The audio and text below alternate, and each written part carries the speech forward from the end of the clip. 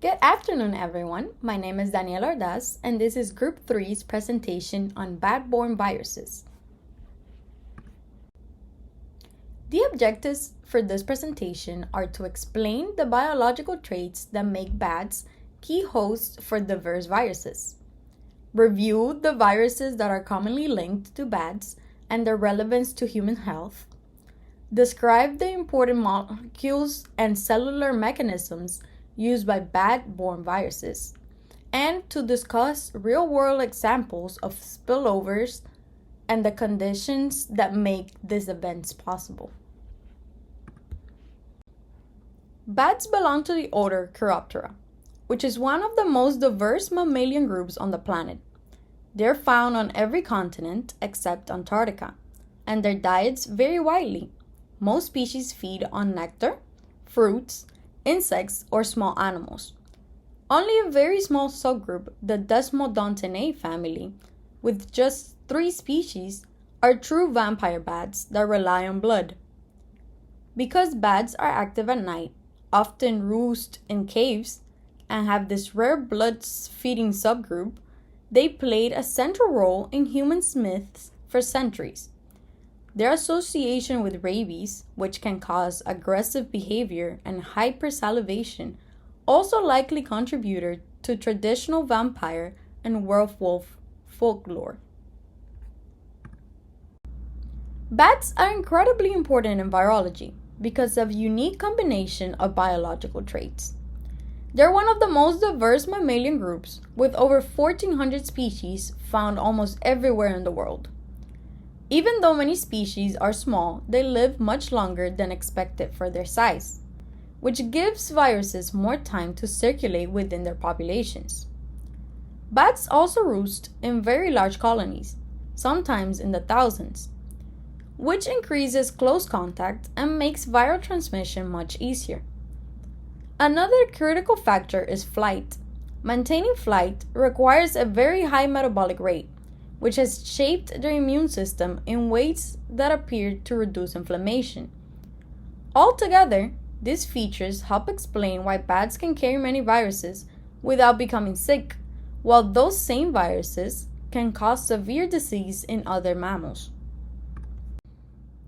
Bats are considered extremely effective viral reservoirs because several biological traits work together to support long-term virus maintenance without causing serious disease in the bats themselves. First, bats host a remarkably large diversity of RNA viruses. Many of these viruses have high mutation rates, and the dense social structure of bat colonies helps them circulate. What really makes bats unique is their immune system. Unlike most mammals, bats keep certain antiviral pathways active at baseline, especially interferon-related defenses. At the same time, they suppress excessive inflammation. This combination allows them to control viral replication without triggering the damaging inflammatory responses that other mammals experience. Because they don't develop strong symptoms, infected bats can continue normal behavior and shed virus silently. Their physiology also plays a major role. Fly produce very high metabolic rate, generating stress signals similar to those produced during infection. Over millions of years, bats evolved mechanisms to repair their cellular stress, and these adaptations incidentally help them tolerate viral infections. Their long lifespans also give viruses more time to persist in populations. Finally, many bat species live in very large roosts and form mixed species group. This close contact drastically increases opportunity for cross-species transmission and viral recombination. Since bats can shed virus through saliva, urine, feces, and partially eaten fruits, their everyday behavior can release infection particles into the environment even when they appear completely healthy. So now we'll talk about molecular mechanisms of bat viral tolerance. So bats have been notorious for spreading viruses for a very long time, but comparatively, we only made major leaps in understanding their immunology over the last decade or so, considering how similar their immune systems are to other mammals, and this is due to them being basal in the mammal family tree. And many individual species of bats have their own unique responses to infection, so we still have a lot to learn about bat immunology.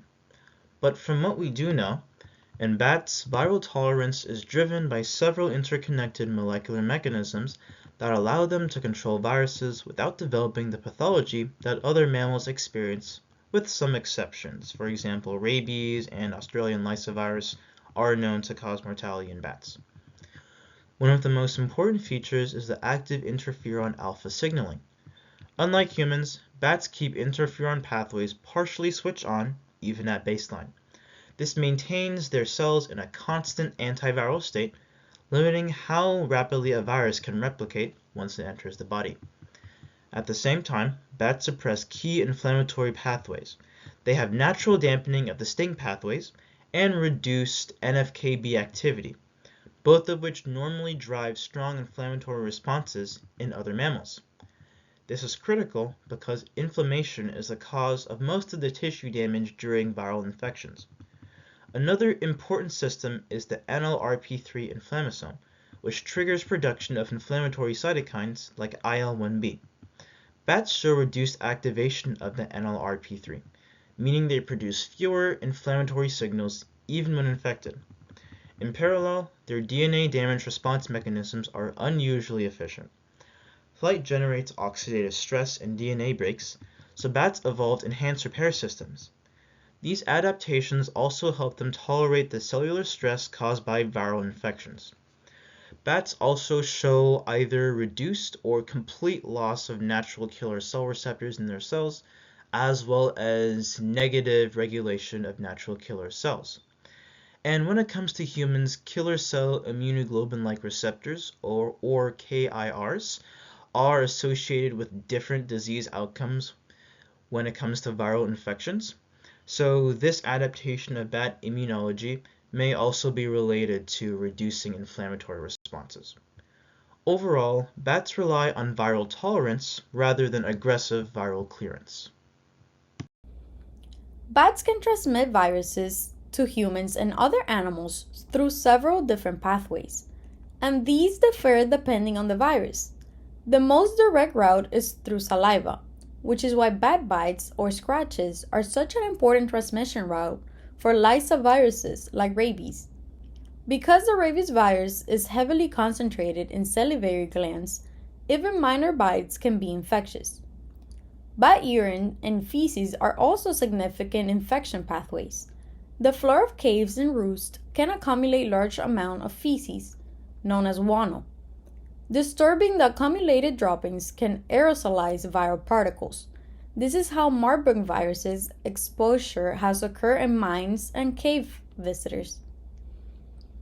Urine contamination also plays a major role in Hendra virus spillover, because horses become infected when they graze under trees where bats are roosting.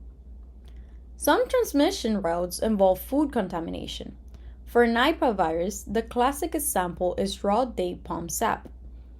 Fruit bats frequently drink from sap collecting pods at night, and their saliva, urine, and feces can contaminate the sap. People drinking it raw are exposed directly to the virus. Hello, my name is Alexander Velasco, and on this slide I'm going to be introducing the major examples of viruses that have either originated in bats or have strong associations with bat reservoirs. So generally bats play a much larger role in viral ecology than most people even realize, because a wide array of RNA viruses often, without even showing symptoms themselves, show up. So for this presentation, we've been focusing on four types of viruses that are particularly significant to their severity, their impact, and also generally their ability to cause outbreaks on humans and regarding human health. Some of these viruses include rabies, which has been recognized for centuries and remains almost universally fatal once symptoms appear; SARS-CoV-2, the coronavirus responsible for the COVID-19 pandemic; the Ebola virus, which causes severe hemorrhagic fever with high fatality rates, and the Nipah virus, an emerging zoonotic pathogen capable of causing both respiratory illness and deadly encephalitis.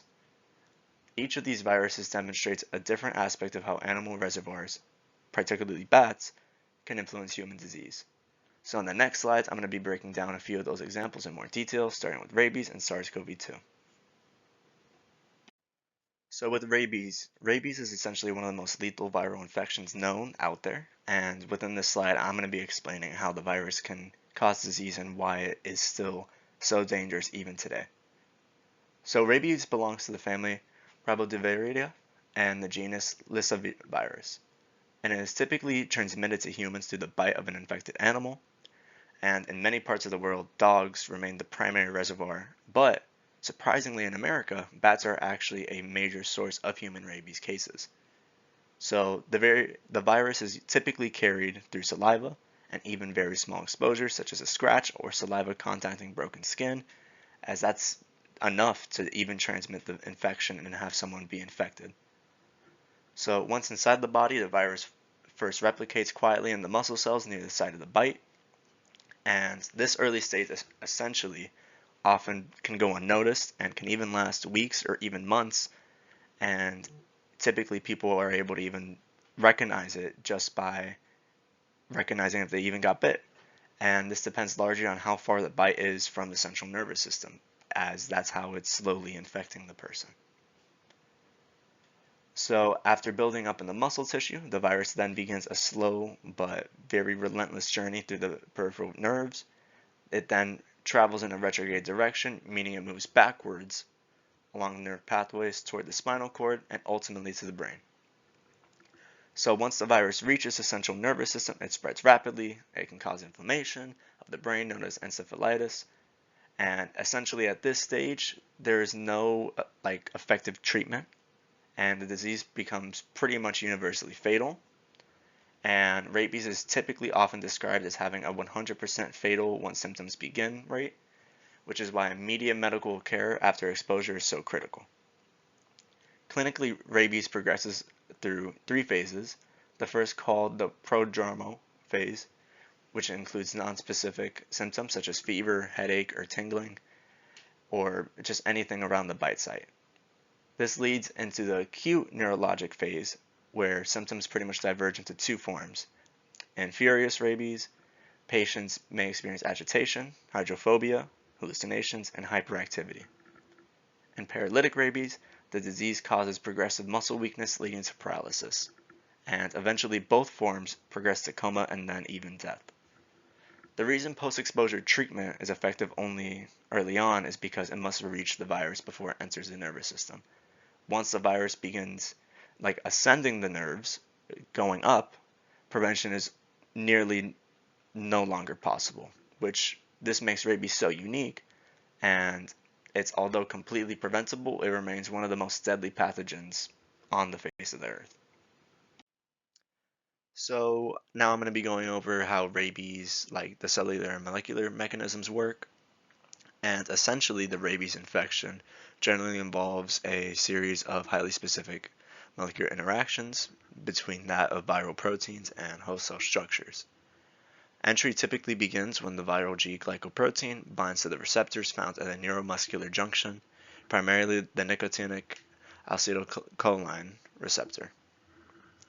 Binding to these receptors triggers clethorin-mediated endocytosis, and the low pH inside the endosome induces a conformational change in the G protein that allows the viral membrane to fuse with the endosomal membrane.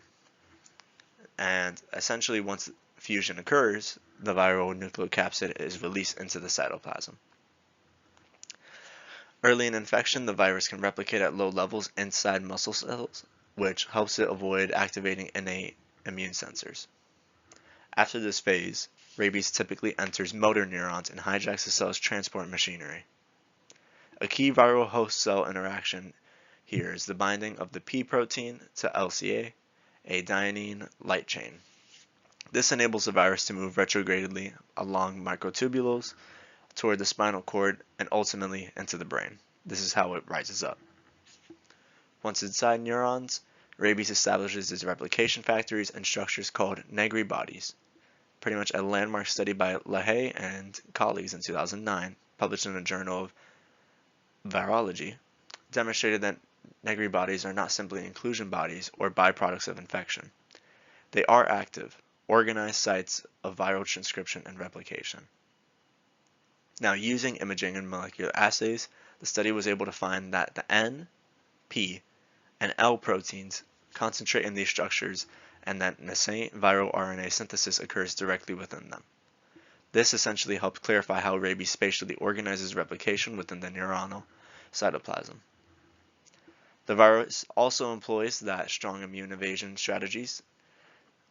So the P protein interferes with the JAK-STAT pathway by inhibiting STAT1 and STAT2 phosphorylation, preventing the expression of interferon-stimulated genes. Now, because rabies keeps infected neurons alive and minimizes cytopathic effects, it maintains the integrity of neural circuits long enough to spread extensively through the central nervous system. Ultimately, rabies does not kill neurons outright.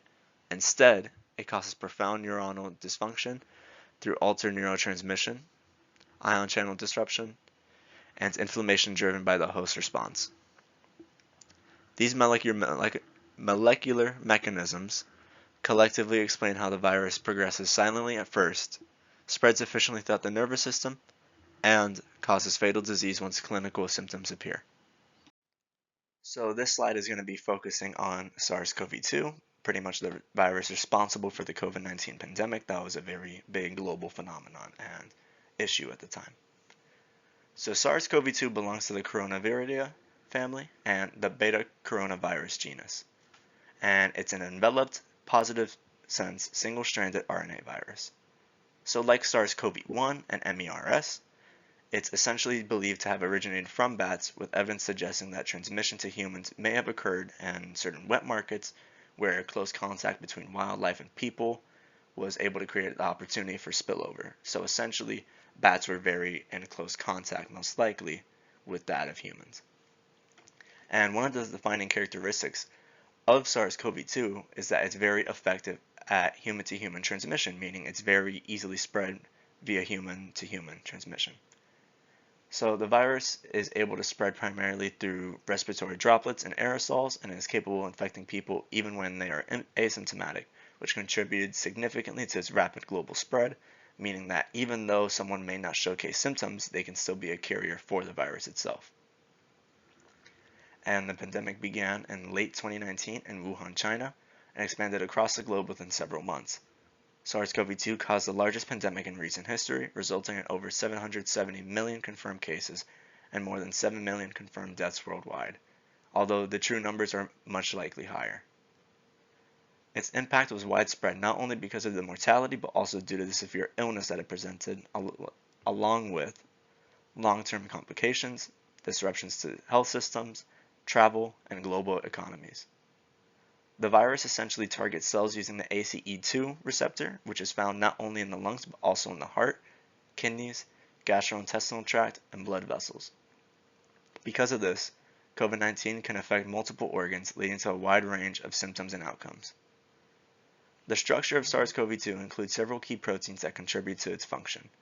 The spike protein enables the virus to bind and enter host cells, while the membrane envelope and nucleocapsid proteins assist with viral assembly, stability, and packaging of the RNA genome.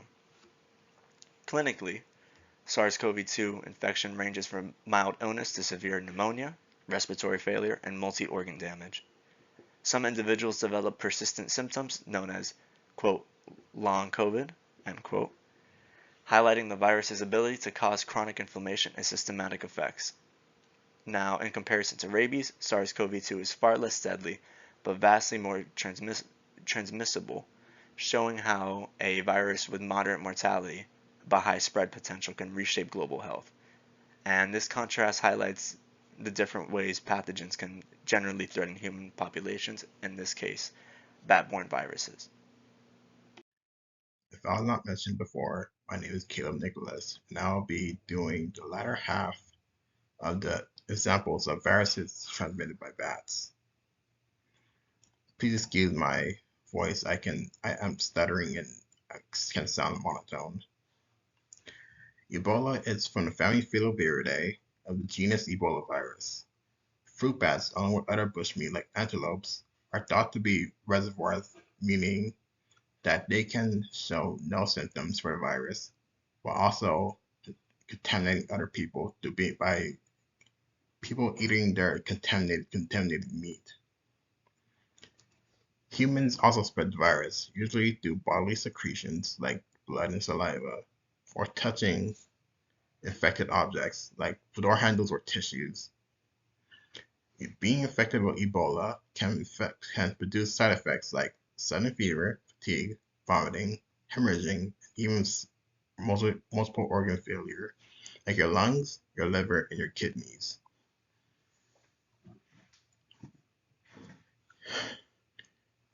Ebola has produced a major outbreak in West Africa from 2014 to 2016. There is known to be a range between 25 to 90% fatality rate, though the average is about 50%. The virus type of Ebola is it's an enveloped, negative sense, single-stranded RNA virus. As for Ebola's molecular mechanisms, first the virion enters the cell through mycopenocytosis. Then the GP1 glycoprotein is cleaved by host cell proteases, exposing the GP2 subunit, mediating fusion of virion and endosomal membranes. This allows for release of the viral genome and RNA-dependent RNA polymerase. Once this polymerase is released, it creates a positive sense antigenome as a template for more negative sense genomes, and it also transcribes the genomes into mRNAs, which are translated into viral proteins. And then these viral proteins and genomes are assembled into virions, which leave the cell via budding. And this budding often results in cell lysis or bursting, which causes immense damage to tissues. Ebola virus also has many ways to block your immune response, one way being its VP35 protein, which blocks secretion of type 1 interferons that would normally be recruited to deal with viral infections. And now we come to the Nipah virus. From the family Paramyxoviridae, of which is known to be the same family as measles, is also from the genus Henipa virus. Fruit bats are also known to be a reservoir for this virus, again showing no symptoms but being contagious. It is transmitted through contaminated fruit that bats eat or come into contact with, from which humans will also come into contact with the fruit. Human transmission is still the same with blood and saliva and touching infected objects. Being infected with the Nipah virus can lead to things like severe encephalitis and potentially acute respiratory distress. Sorry, I'm not very good talking. The fatality rate lies between 40 to 75% depending on the outbreak. However, it can get to very high rates like 91% or 90, shown in the Kerala outbreak in 2018. Regions that have notable outbreaks include Bangladesh, India, Malaysia, and Singapore. Now we'll describe some major discoveries that have been very impactful for our understanding of bat-borne viruses. One major discovery has to do with bat viral shedding. In a study done by Yanin Niu and Clifton D. McGee, they reviewed 60 articles and over 1,000 sampling events to determine if there was any pattern to these viral shedding events. And they were able to demonstrate clear seasonal shedding patterns which often coincided with important parts of bat life cycles. For example, juveniles. Juvenile bats begin to lose their maternal antibodies and are thus more likely to release viral particles. This can be seen in Southeast Asian horseshoe bats, where both immature and juvenile bats are more likely to test positive on PCR tests for alpha and beta coronaviruses. This can also be seen in pregnant bats due to changes in their immunity. In Reunion free-tailed bats on the island of Reunion, pregnancy and parturition, or giving birth, was associated with major shedding of RNA viruses. This can also be seen in hibernation, as discussed a little bit before. One example being big brown bats in North America, who act as reservoirs for Epticyscus fuscus gamma herpes viruses, or EFHV. Directly after hibernation, these bats showed higher levels of viruses when compared to bats before hibernation. This suggests that their immune functions waned during hibernation, which allowed for viruses to multiply and thus spread themselves throughout their environment. And due to their results, these researchers suggest that more studies be done on young bats during their development, and that more priority be given to virus monitoring during these critical periods to prevent virus spillover to humans and thus prevent epidemics. Another major discovery had to do with the diversity of viruses within bats.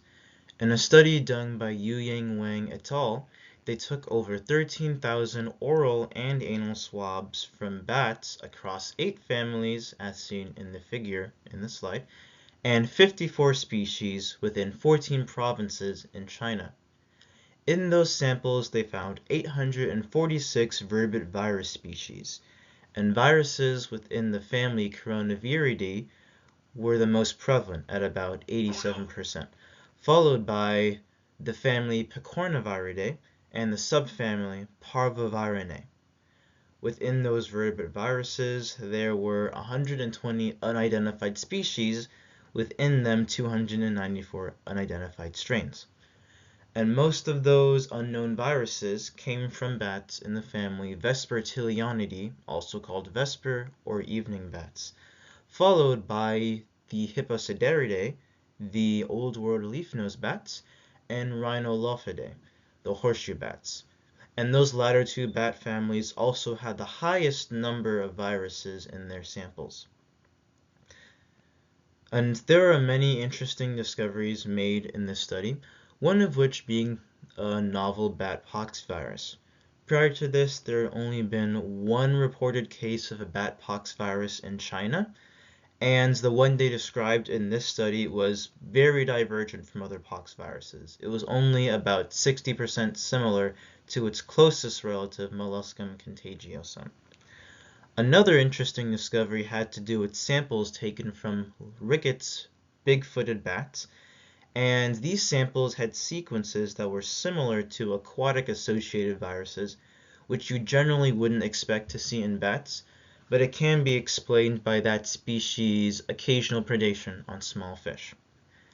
Not only does this study show the sheer amount of viral diversity within bats, it also demonstrates the importance of viral diversity data, because many of the viruses that were identified in this study could potentially be threats to human health in the future.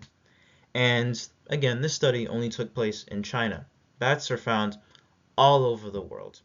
So this really puts into perspective how many unknown viruses and how many potential threats to human health are out there that we just don't know about yet.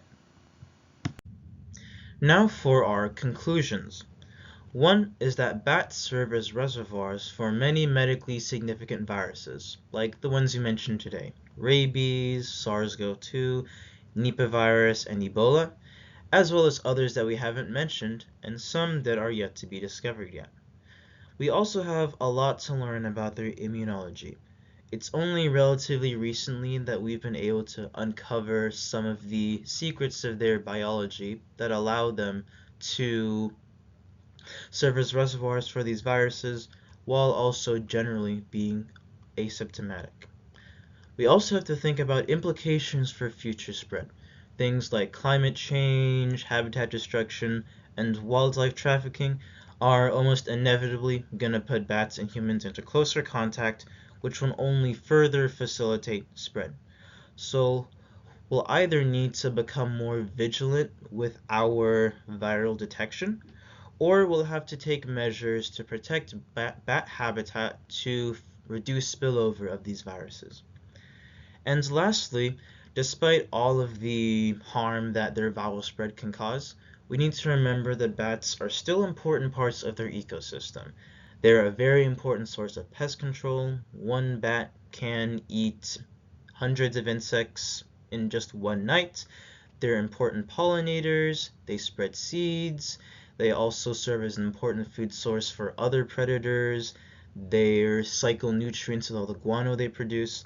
They're also very popular study subjects, not only in the study of virology, but also things like their echolocation, the biomechanics of their flight, motion camouflage, their evolutionary history. There's a lot of good that bats do, despite the negative connotations we might have of them. Hello, this is the Works Cited pages where it holds all the references for the whole presentation. Thank you for listening to our presentation, and special thanks to Alex, Danny, and Dario.